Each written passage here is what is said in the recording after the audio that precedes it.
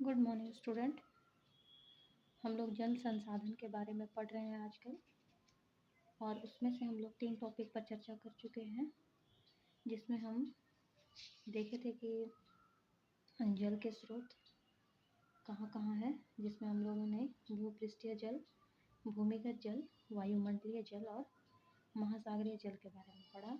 इसके बाद हम लोग देखे कि जल संसाधन का वितरण किस प्रकार है, और पृथ्वी पर जो 2 गोलार्ध हैं, उत्तरी और दक्षिणी गोलार्ध, उसको किन किन नामों से जानते हैं। फिर हमने देखा कि जल संसाधन का हमारे जीवन में क्या क्या उपयोग है। तो इस प्रकार हमने ये 3 जो टॉपिक है उस पर चर्चा की है। आज का जो टॉपिक होगा वो है बहुउद्देशीय परियोजना। तो जल संसाधन के अंतर्गत बहुउद्देशीय परियोजना क्या है?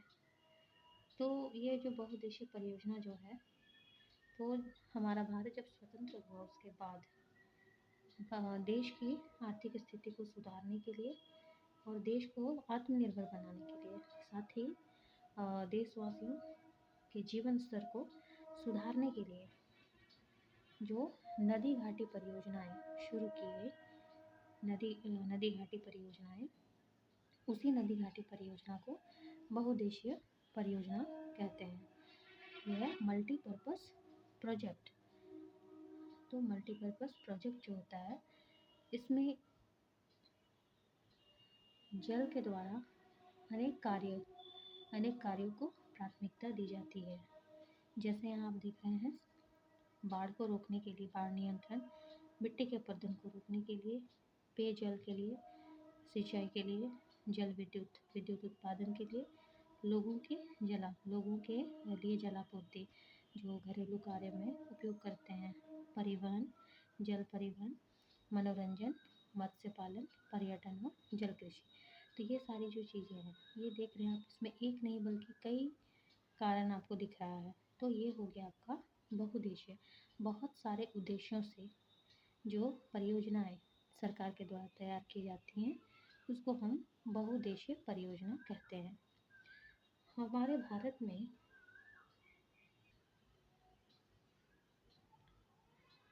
बहुत सारी नदी घाटी परियोजनाएं शुरू की गई हैं, जिसमें है भाखड़ा नंगल। आप लोगों ने नाम तो सुने ही होंगे।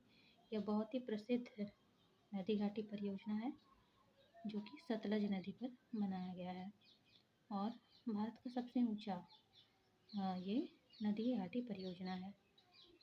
इससे पंजाब और आसपास के जितने भी राज्य हैं, जैसे पंजाब, हरियाणा, तो ये सारे जो हैं वहाँ पर इस बांध के द्वारा सिंचाई की जाती है या फिर अन्य काम किए जाते हैं।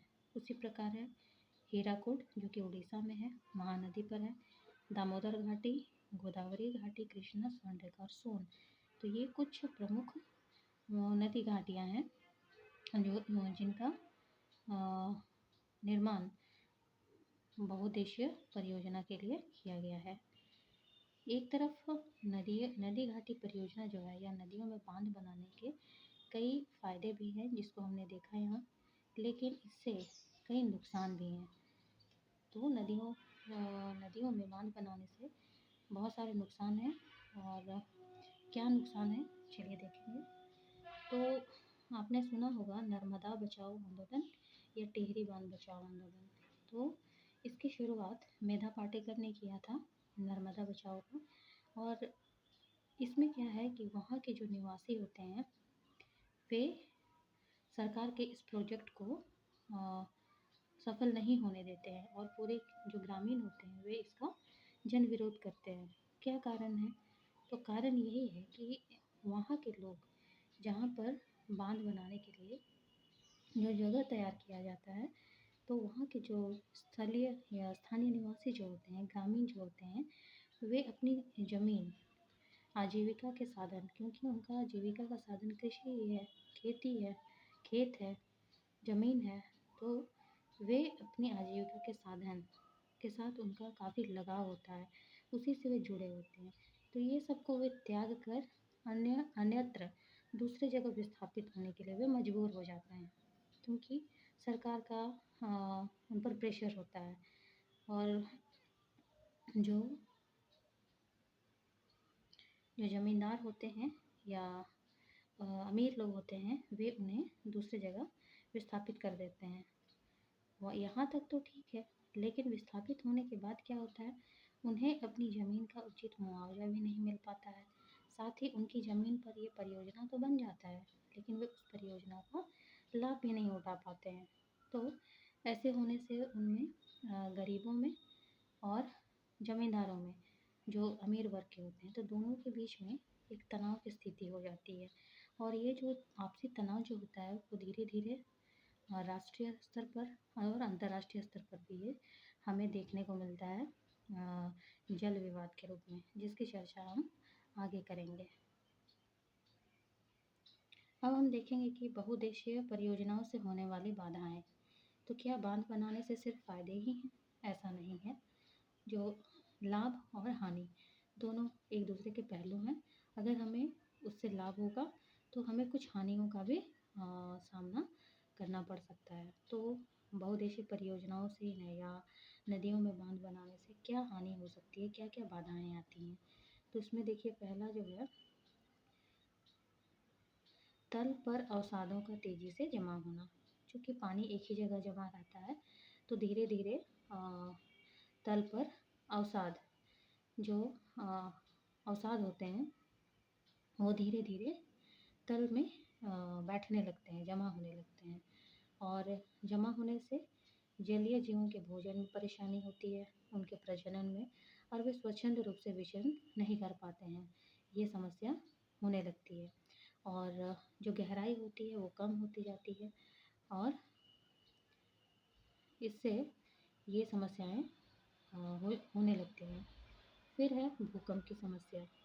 क्योंकि एक बहुत बड़े भाग में जल को इकट्ठा किया जाता है और पानी का दबाव नीचे की ओर पड़ता है, तो इससे भी भूकंप की समस्या होती है। फिर है बाढ़ की आशंका। तो कभी कभी बांध के टूट जाने से, अत्यधिक जल भर जाने से जो बांध है वो नहीं संभाल पाता है, इसके भार को नहीं सहन कर पाता है, और फिर बाढ़ आ जाती है, बांध टूट जाता है और बाढ़ आ जाती है।